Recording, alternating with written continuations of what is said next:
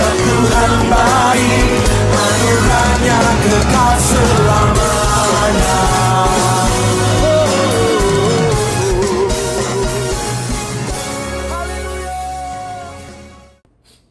Shalom dan selamat pagi saudara-saudari yang saya kasihi. Puji Tuhan, sekali lagi kita bersama di dalam channel Setelah Orang Bangkit ini.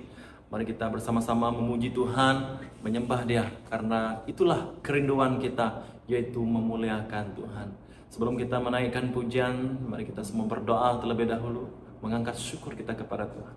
Tuhan, kami bersyukur pagi ini kami dapat bersama-sama dalam kami bersekutu merenungkan firman Tuhan di pagi yang indah ini.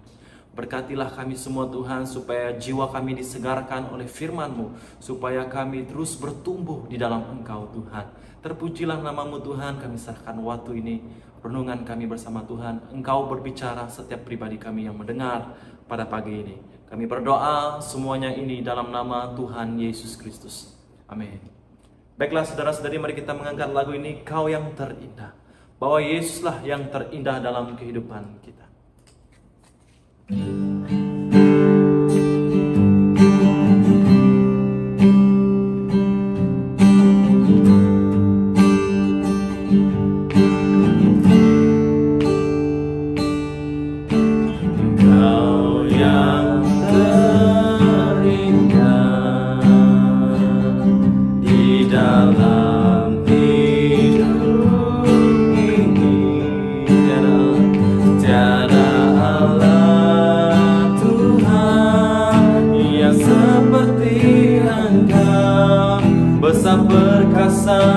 Penuh kemuliaan, Kau yang termanis, Kau yang termanis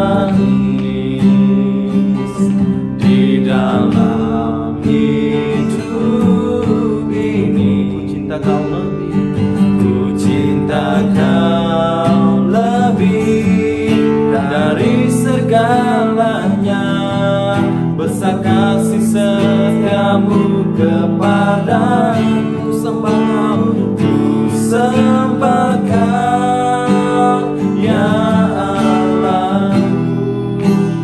Ku tinggikan nama-Mu selalu, tiada lutut tak berteduh. Menyembah Yesus, menyembah Yesus, Tuhan Raja. Ku sembah Kau, ku sembah Kau, ya Allahku.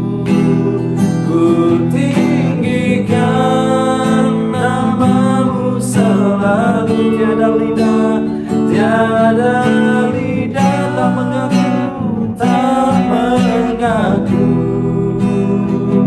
Engkaulah Yesus, Tuhan Rajaku. Sekali lagi kita nyanyikan bersama-sama.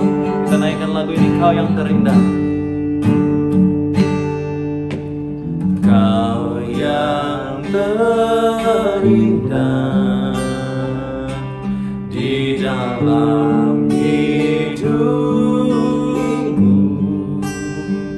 tiada Allah Tuhan yang seperti Engkau. Besar perkasa, penuh kemuliaan, Kau yang termanis, Kau yang termanis di dalam hidup ini. Ku cinta Kau lebih dari segalanya. Besar kasih setiamu kepadaku, ku sembah Kau, ya Allah. Ku tinggikan nama-Mu selalu, tiada lutut tak berteduh. Menyembah Yesus, Tuhan Rajaku. Sembah Kau, ku sembah Kau,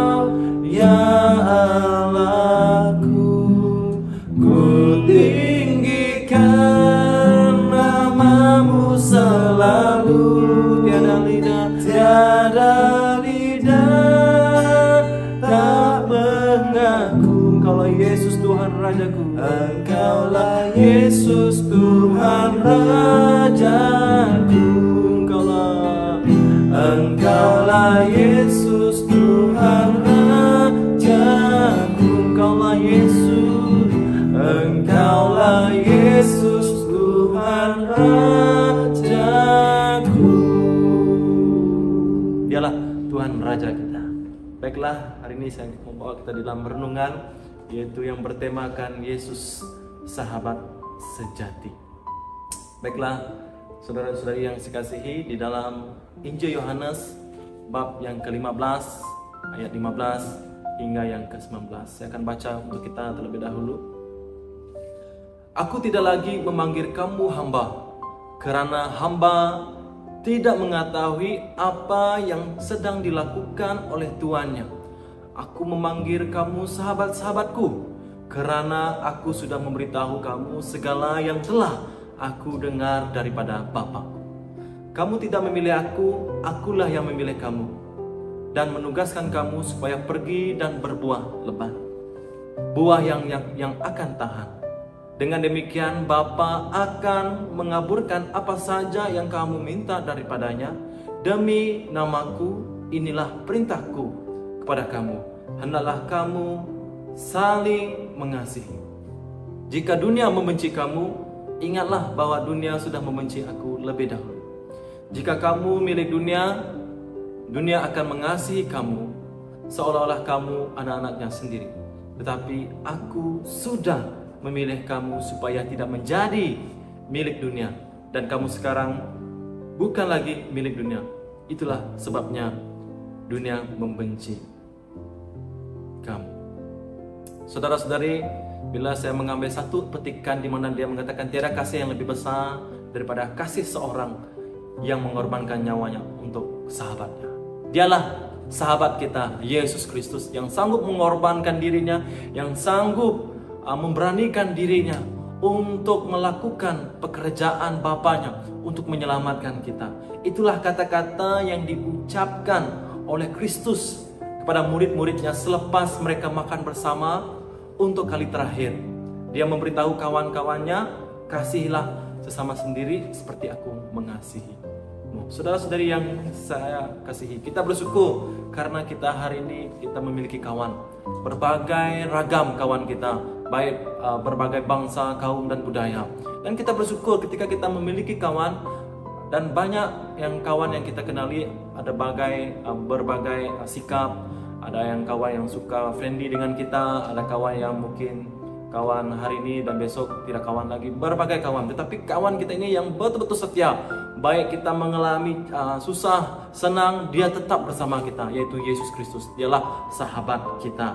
Tapi sahabat kita di dunia ini belum tentu dapat menemani kita di saat waktu kita susah.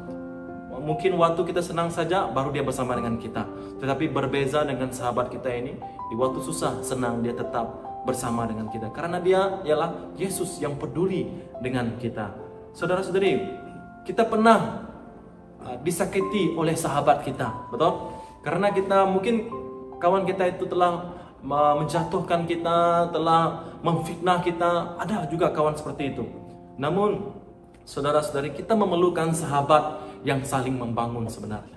Di dalam dunia ini kita bersyukur, di dalam gereja terutamanya kita banyak sahabat di dalam gereja, di mana kita menganggap dia satu keluarga di dalam Kristus. Jadi sahabat itulah yang kita perlu, kita bersama-sama, di mana sahabat yang perlu membangun satu dengan yang lain, yaitu berdoa untuk dia.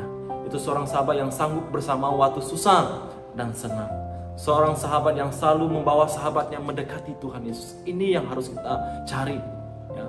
Mencari sahabat yang mendekati Tuhan, mencari sahabat yang selalu menguatkan kita di saat kita mengalami kesedihan dan kesulitan. Jadi saudara-saudari, di manakah kita dapat menjumpai sahabat ini? Yaitu di dalam gereja, ya. Bukan di luar gereja tiada, ada, tapi belum tentu yang di luar itu dapat membawa kita mendekati Tuhan. Tapi yang maksud saya di sini adalah membawa kita mendekati Tuhan hanya melalui di gereja saja, ya. Mungkin pastor kamu, mungkin rekan kamu dalam sepelayanan. Jadi carilah bersama-sama, bersekutu, berkongsi, karena dialah sahabat kita.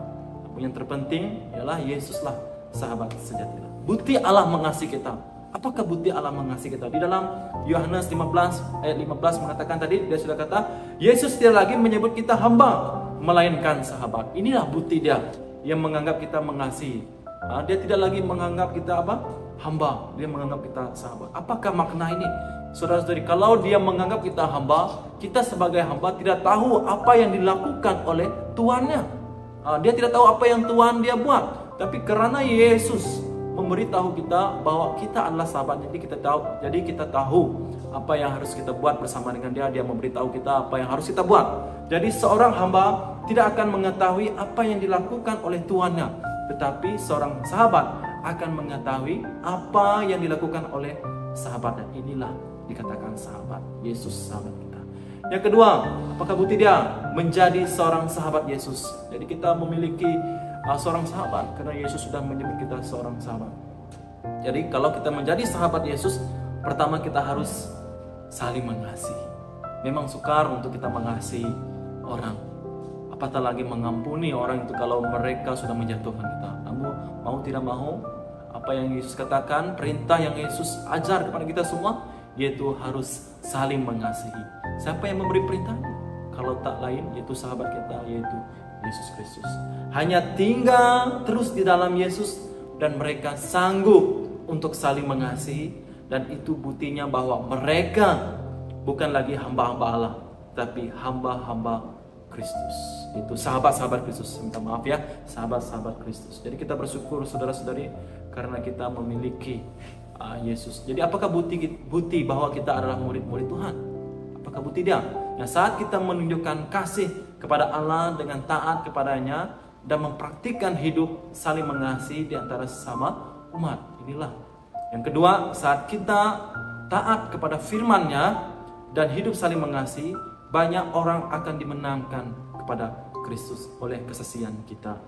Itulah buah-buah yang kita hasilkan sesuai dengan kehendaknya. Kalau kita mengasihi Yesus dan membuktikan bahwa karakter kita betul-betul seorang sahabat Yesus, sudah pasti kita dapat menuai lebih banyak lagi sahabat-sahabat kita yang di luar sana yang memerlukan kasih Tuhan.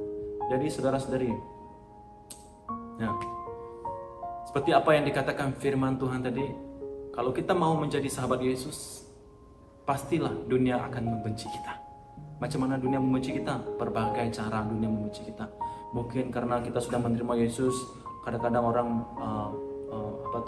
ingin menjatuh kita. Wow, saudara ini rajin betul pergi sembahyang, tidak masa lagi bersama dengan kami, dan sebagainya. Mungkin salah satu itu ejekan. Namun kita percaya karena apa yang dikatakan firman Tuhan dalam ayat 18-19, dia berkata, karena kita bukan lagi milik dunia, melainkan milik Tuhan Yesus. Ingatlah, kita bukan lagi milik dunia, kita milik Tuhan Yesus. Kita sudah menjadi sahabat Yesus. Apabila kita sudah menjadi sahabat Yesus, berarti kita tidak sama lagi dengan dunia ini, karena kita sudah milik Yesus. Kita sudah menjadi murid Yesus. Jadi saudara-saudari, sebagai kesimpulannya, apabila kita menuruti dan melakukan segala perintahnya, maka kita akan tinggal di dalam kasih-Nya. Yang harus demikian dinyatakan kepada kita, supaya kita belajar daripada Dia, Yesus Kristus Tuhan kita, bahwa seperti Dia yang menuruti dan melakukan segala perintah Bapaknya, maka Dia tinggal di dalam kasih-Nya, kasih Allah Bapa. Kalau Tuhan sanggup melakukan pekerjaan Bapaknya, apatah lagi kita sebagai murid Yesus, sebagai sahabat Yesus, kita harus mengerjakan apa yang Tuhan berikan kepada kita, yaitu perintah, yaitu saling mengasihi. Sebagai seorang sahabat di dalam gereja maupun di luar, kita harus belajar mengasihi saudara-saudara kita. Di tema saya hari ini yaitu Yesuslah sahabat kita. Jadi sampai di sini saja renungan. Biarlah renungan ini menjadi satu kekuatan mengingatkan kita memiliki seorang sahabat yang begitu setia. Di saat kita susah, di saat kita senang, Dialah Yesus Kristus Tuhan kita. Amin. Jadi Tuhan memberkati, dan kita terus masuk di dalam doa. Pertama kita berdoa, biarlah kita meletakkan Yesus yang paling terutama dalam kehidupan kita. Meletakkan Dia sebagai sahabat kita. Karena Yesus tidak lagi menganggap kita hamba, melainkan sahabat. Mari kita berdoa bersama. Tuhan, kami bersyukur karena Engkau telah memanggil kami sahabat-Mu, dan Engkau tidak lagi menganggap kami hamba-Mu. Dan karena Tuhanlah telah menunjukkan kasih yang begitu sempurna kepada setiap kami, bahwa Tuhan mengasihi kami, Tuhan setia dan peduli setiap kehidupan kami.